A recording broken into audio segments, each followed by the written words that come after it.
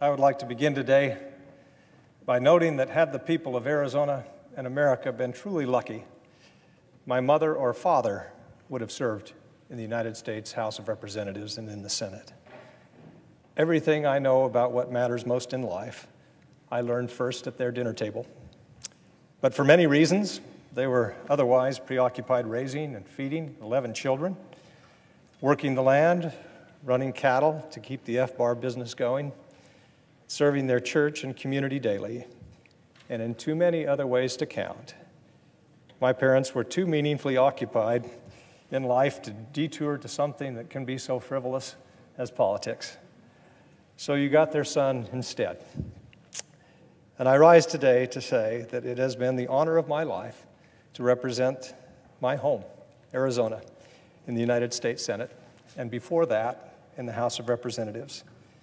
That is, it has been my honor in life after being Dean and Narita's son, Cheryl's husband, and Ryan, Alexis, Austin, Tanner, and Dallin's father. Through 18 years in Washington, our kids grew up thinking it was normal to have their faces plastered on campaign signs along the roadside whenever campaigns rolled along. They were dragged to countless fundraisers and campaign events. They were used to having their dad join them, sort of, with a choreographed wave on C-SPAN at dinner time. They spent summers in Washington catching fireflies and voting with their dad on the House floor. They served as interns and congressional pages. Much of it they enjoyed, some of it they endured, but through all of it, they were not just good sports, but were extraordinarily understanding and supportive. And Cheryl. Well, Cheryl is a rock upon which our family is built.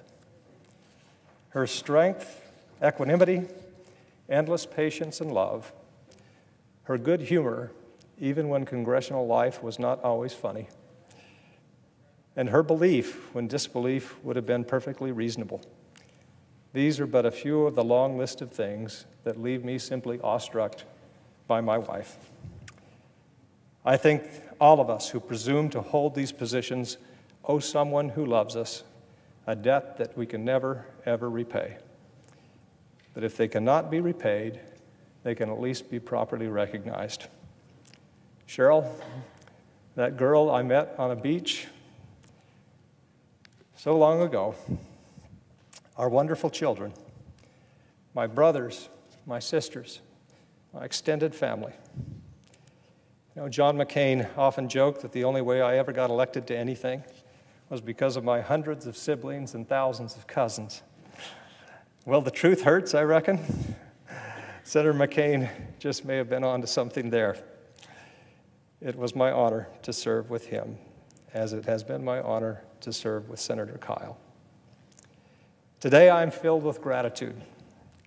Gratitude for the privilege of loving and being loved by those people I mentioned, and of serving the state and the country that I love so well. Grateful beyond measure, and luckier than I deserve to be. So I leave here grateful and optimistic. I will always treasure the friendships that began here, and the kindnesses shown to me and my family by all of you, my colleagues. And I'll forever cherish the work of our country that we were able to do together. From the bottom of my heart, I thank you all. As I stand here today, I am optimistic about the future, but my optimism is due more to the country that my parents gave to me than is due to the present condition of our civic life. We are, of course, testing the institution of American liberty in ways that none of us ever imagined we would, and in ways that we probably never should again. My colleagues, to say that our politics is not healthy is somewhat of an understatement. I believe that we all know well that this is not a normal time, and that the threats to our democracy from within and without are real. And none of us can say with confidence how the situation that we now find ourselves in will turn out. Over the past 2 years, I've spoken a great deal on the subject from this chamber. There will be time enough later to return to it in other settings. But in the time I have here today, And with your indulgence, I would instead like to speak somewhat more personally. As the authoritarian impulse reasserts itself globally, and global commitment to democracy seems now to be on somewhat shaky ground, I've been thinking a lot recently about the American commitment to democracy, where it comes from, and how, if the circumstances were right, it might slip away.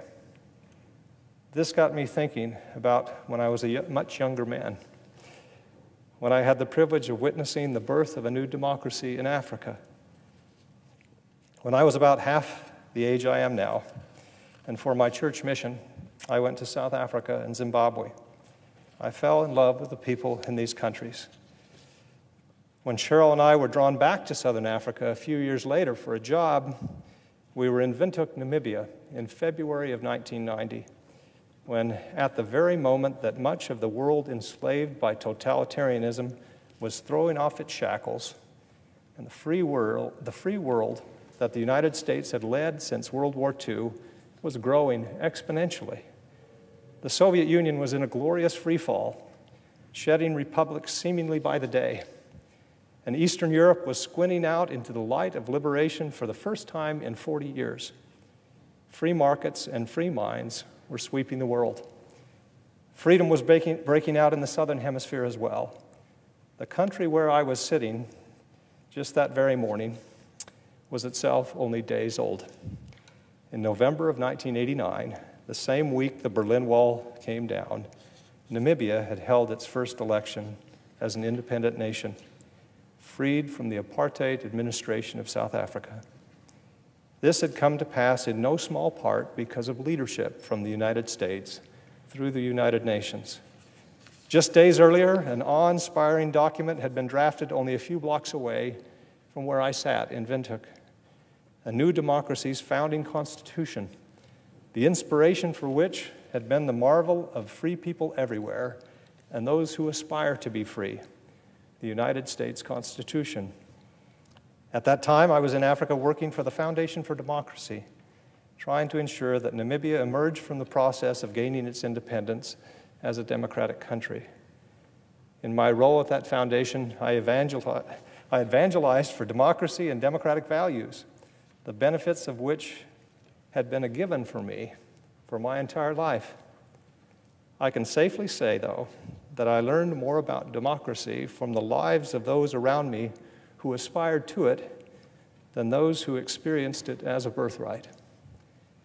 As I sat there in a brand new African democracy, I read the speech that the playwright and new president of the newly democratic Czechoslovakia, Václav Havel, had just delivered before a joint session of the United States Congress, just across the way here in the House chamber. Havel, who had spent much of the previous decade in a communist dungeon and whose last arrest as a dissident had been mere months before, was quite astonished to find himself president of anything, much less the country of his oppressors.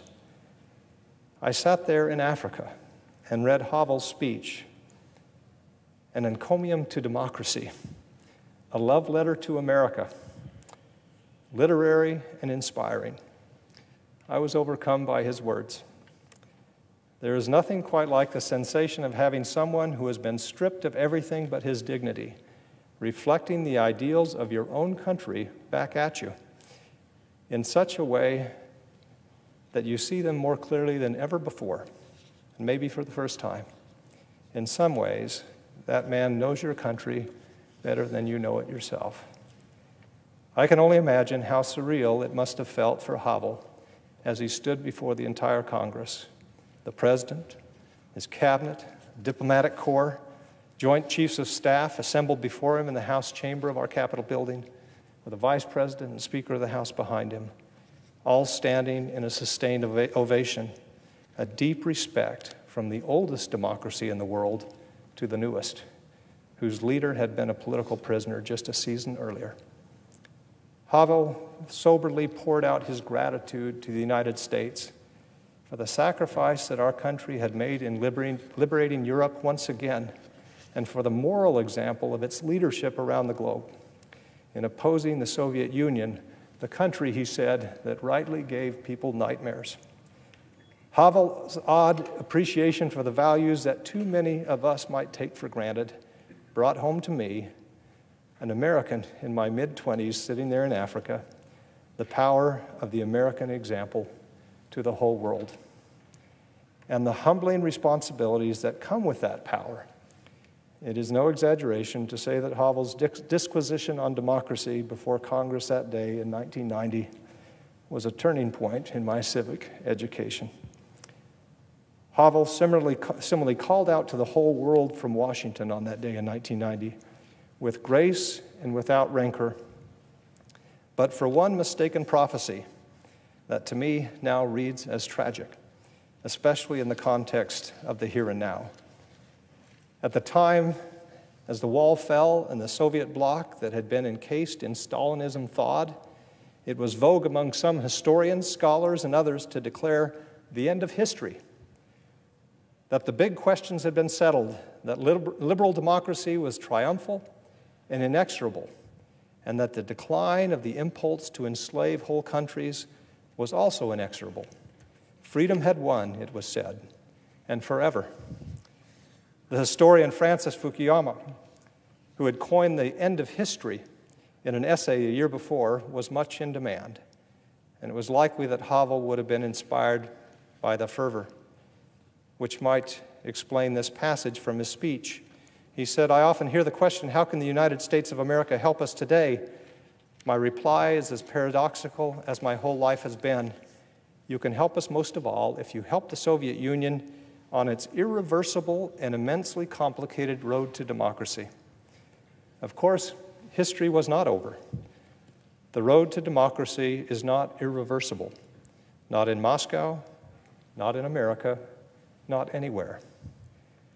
After erecting a Potemkin village for democracy for an agonizing decade or so, the Russians thrust forward a strong man amid the chaos, a strong man who was determined to reassemble the pieces of a broken empire, in the process strangling Russian democracy in its cradle. Vladimir Putin would go on to be president, and he is president still. And just as he hijacked democracy in his own country, he is determined to do so everywhere. Denial of this reality will not make it any less real. This is something that is staring us in the face right now as we are gathered here today.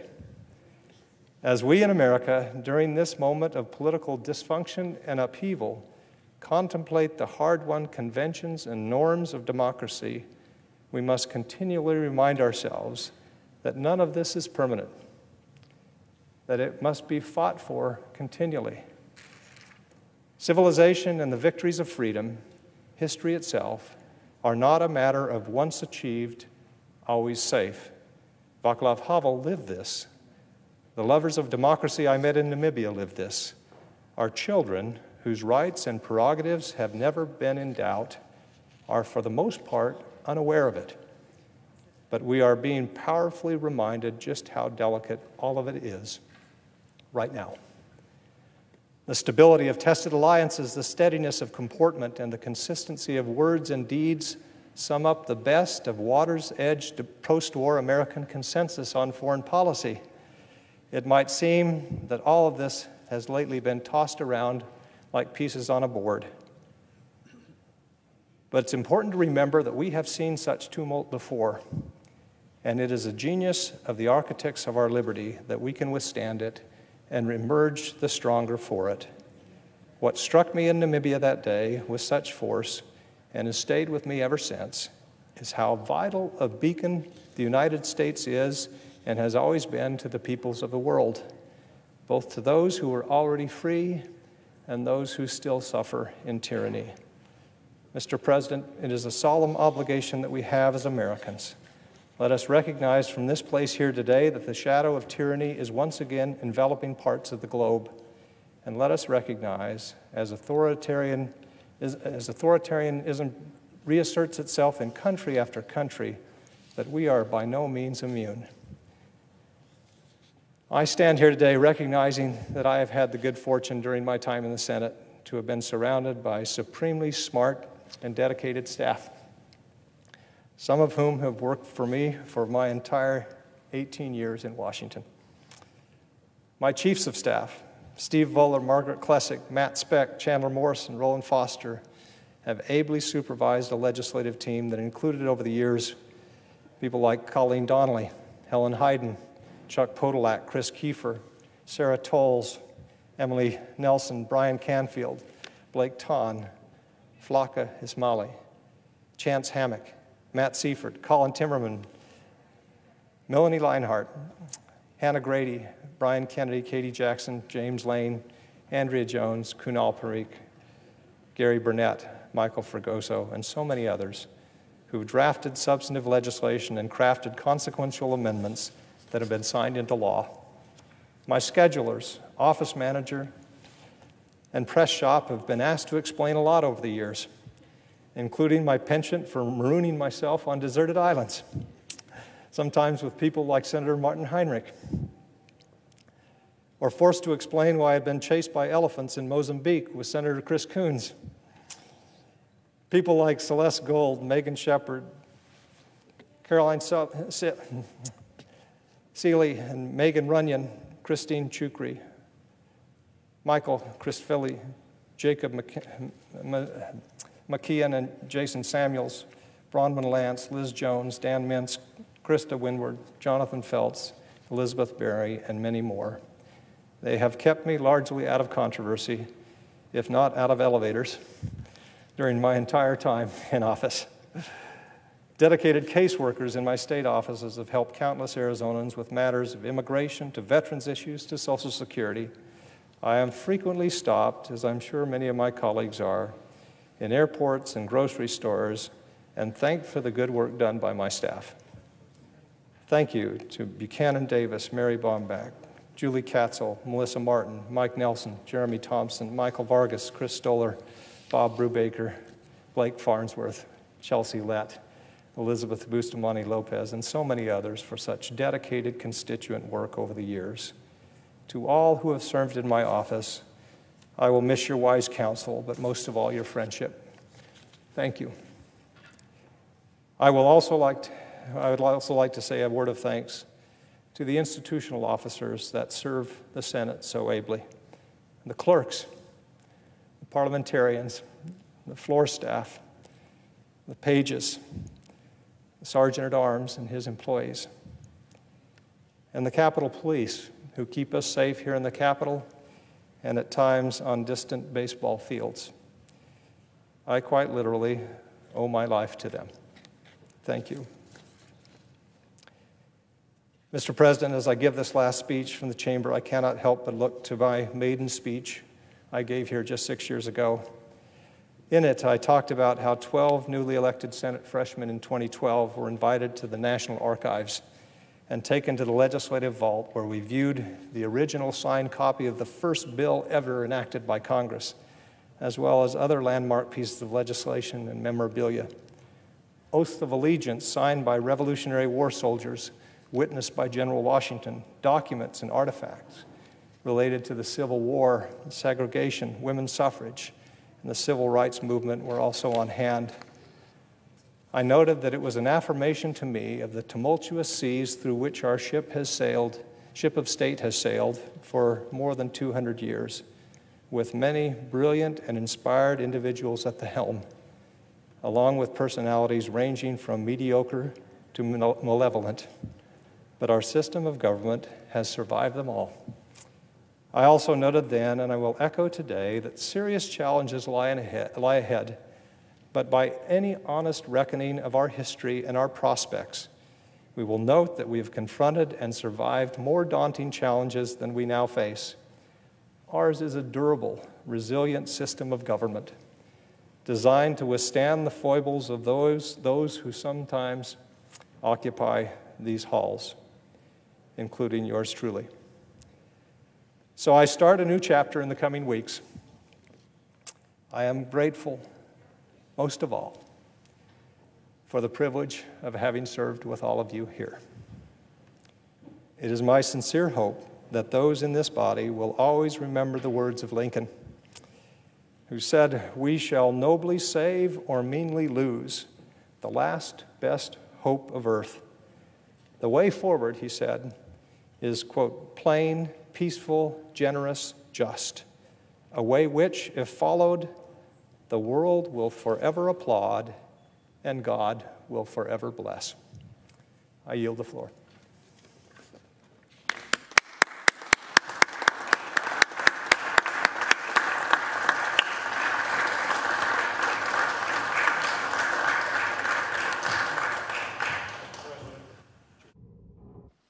Senator from Arizona.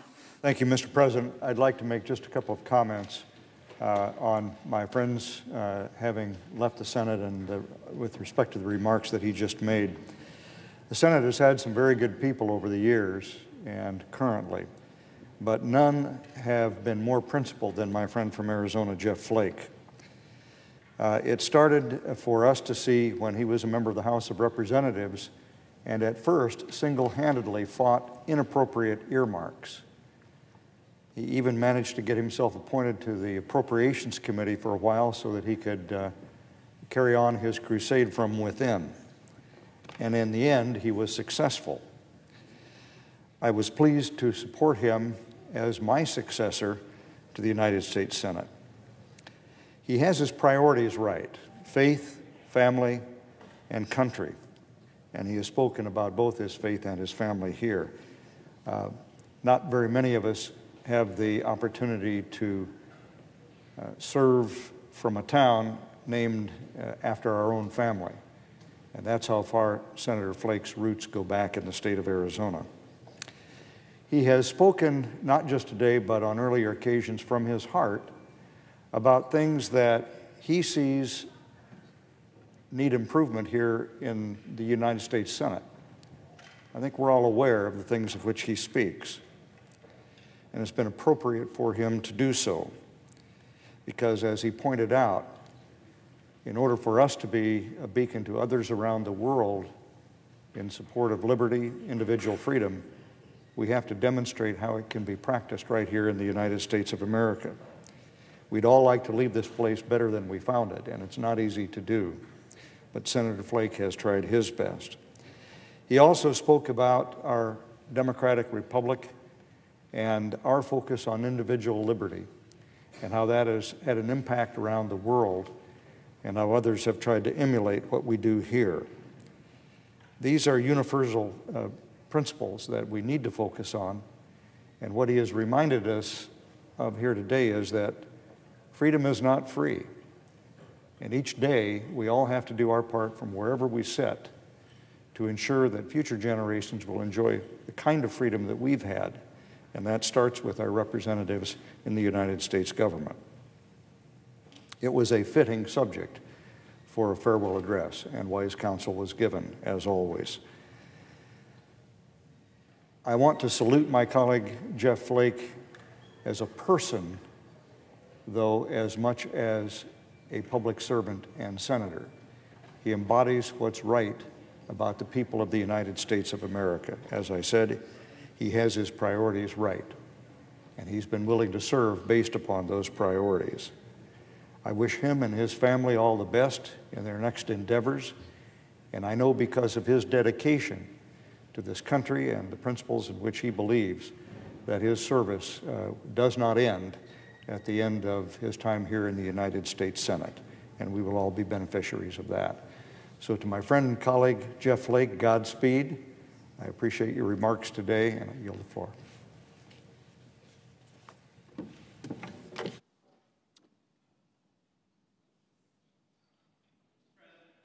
Senator from Delaware. Mr. President, I'm proud to stand before you today to honor my dear friend and colleague, Senator Flake of Arizona, and to pay tribute to his remarkable work here in the Senate as this optimistic evangelist of democracy. I've been asked a fair amount in recent weeks about my close friendship with Senator Flake, whose political beliefs differ very widely from my own. Yes, Senator Flake is a staunch conservative, and if you took a scorecard of the things on which we voted the same or believe the same, there would not be a ton of overlap. But he is also a patriot. He's a patriot who deeply loves our country, and is willing to work across the aisle to stand up for the values and principles that have made our nation the greatest on this earth. Our friendship stems from a foundation in similar experiences and similar worldviews formed at the same time. We are almost exactly the same age. And as you heard in his remarkable farewell address, time spent in Namibia and Zimbabwe and South Africa as a young man truly shaped him and his view of the United States and our place in the world. And at just about the same time, I was spending time in Kenya and South Africa, having very similar experiences. And this period in our young lives shaped our sense that this democracy is special, is important, is worth fighting for, and requires greater sacrifice of us than might be obvious here in the comforts of the United States. It's because of these shared experiences we understand the ways when our democracy is dysfunctional, when the world sees gridlock, especially today, especially on the continent we've both come to know and love in Africa, that there are competing models for how to organize a society that are rising in their visibility and their confrontation and their competition with our own. We know democracy matters and believe we have to fight for it. We respect each other, we listen to each other, and over the years, I've been blessed to have the chance for us to work together. In a time marked by division and partisanship, Senator Flake rightly recognizes that we need to get back to a point where compromise is rewarded rather than punished, when we work together to do what's right rather than what is just politically expedient. Senator Flake has spent his career doing just that, unafraid to stand up for what's right, even when it's hard, even when it's inconvenient, even when it might go against president or party. He deeply respects our rule of law and has been willing to take risks for it. He has worked towards broad bipartisan immigration reform, stood up for the independence of the Federal Reserve. He's helped pass legislation to promote free and fair elections and political and economic reforms in Zimbabwe, where we have both traveled together twice, as well as a dozen other countries. And he has come and stood on this floor time and time again to demand a vote on legislation to protect the special counsel and prevent an imminent constitutional crisis. He has taken risks and opened his heart in a way determined to help us come together rather than be torn apart, and for that, I am eternally grateful.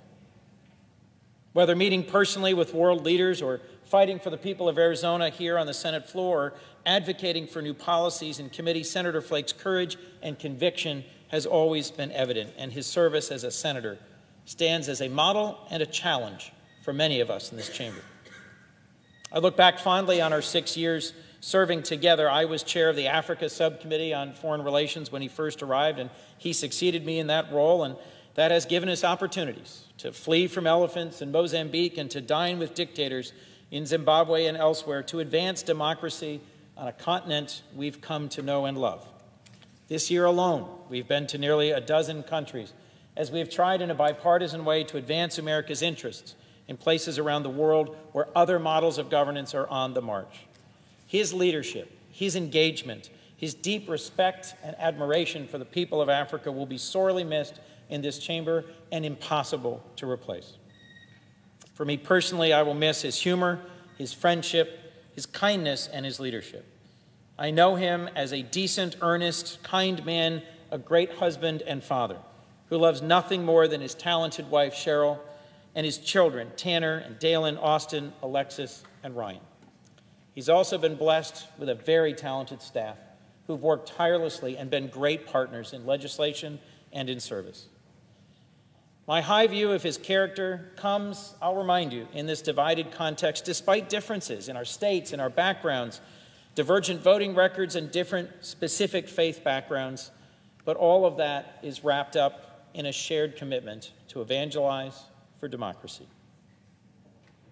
Despite our differences, I believe Senator Flake has exemplified how Washington and this Senate should work, particularly when it comes to respecting each other, holding true to our core values and principles and defending them here and around the world, yet listening to each other and being willing to trust each other.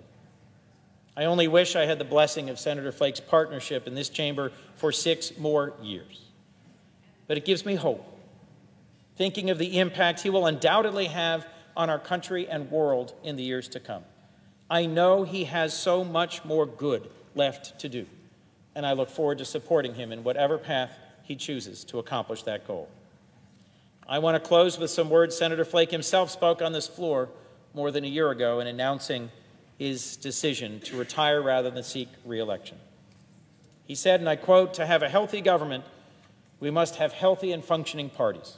We must respect each other, again, in an atmosphere of shared facts and shared values, comity and good faith. We must argue our positions fervently and never be afraid to compromise. We must assume the best of our fellow man and always look for the good. Until that day comes, we must be unafraid to stand up and speak out as if our country depends on it, because it does." Senator Flake, thank you. Thank you for being unafraid to speak out for what is right, what is true, and what is just, and to risk friendship with this junior senator from a much smaller state on the other side of the continent. Thank you for your service and your friendship. I yield the floor. Senator from Maine. Mr. President, I am pleased to be here this morning to join my colleagues in saluting the public service of our friend, Senator Jeff Flake. In his remarkable book, The Conscience of a Conservative, Senator Jeff Flake offered these words that apply to both sides of the aisle and across the political spectrum. Rather than constantly pursuing partisan advantage, he wrote, the better path always is to break out of rigid ideological thinking, to listen to the reasoned arguments on both sides, and to use your best judgment. Mr. President, reason and courage have defined Senator Flake's 18 years in Congress, 12 in the House of Representatives, and 6 here in the Senate. Throughout these years of service, he has always been knowledgeable, insightful, and dedicated to America and its values. It has been a privilege to work closely with him on many vital issues. Senator Flake has always been willing to take on the most difficult challenges and offer constructive solutions, as his work on immigration reform demonstrates. As my colleague from Delaware has said, he is unafraid. He will take on any challenge, no matter the consequences. As chairman of the Senate Aging Committee, I've appreciated his commitment to the well-being, safety, and security of seniors across the nation and in his beloved home state of Arizona. Senator Flake was especially helpful in our committee's examination of international criminal cartels that were using unsuspecting American seniors as drug mules to smuggle narcotics across international borders, not realizing the cargo that they were carrying. Senator Flake has been an outstanding leader on the Foreign Relations Committee as chairman of the Subcommittee on Africa and Global Health Policy. His firsthand knowledge of issues from his early mission work in South Africa and Zimbabwe has helped to guide his efforts. I was proud to have been a co-sponsor of a bill that he authored with Senator Coons to combat the wildlife trafficking crisis, which became law in 2016. In fact, it was on a congressional trip that I first met my friend Jeff Flake, and I remember thinking he was so fascinating. He knew so many things of which I had very little knowledge. He talked about his time in Africa, and I'll always remember and this will bring a smile to his lips as well, when he told me that the words for describing it being very cold outside were the equivalent, they sounded like, buy a coat. And I'm sure that I've ruined the pronunciation, but he's nodding affirmatively, and I always love that, and we'll remember that little vignette. When Senator Flake announced last year that he would not seek re-election, he offered these words on the Senate floor. We must respect each other again in an atmosphere of shared facts and shared values, comedy and good faith. We must argue our positions fervently and never be afraid to compromise.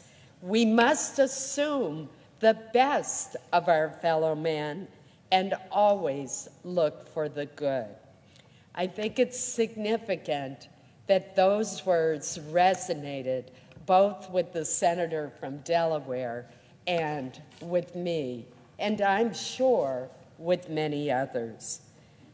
Senator Jeff Flake always gave his best, and he always helped us find the good.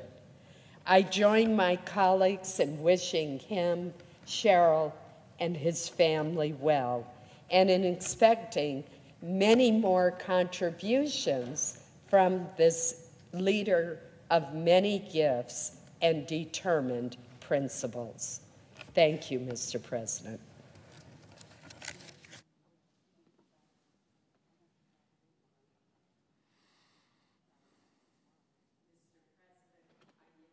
Floor and suggests the absence of a quorum. Clerk will call the roll. Mr. Alexander.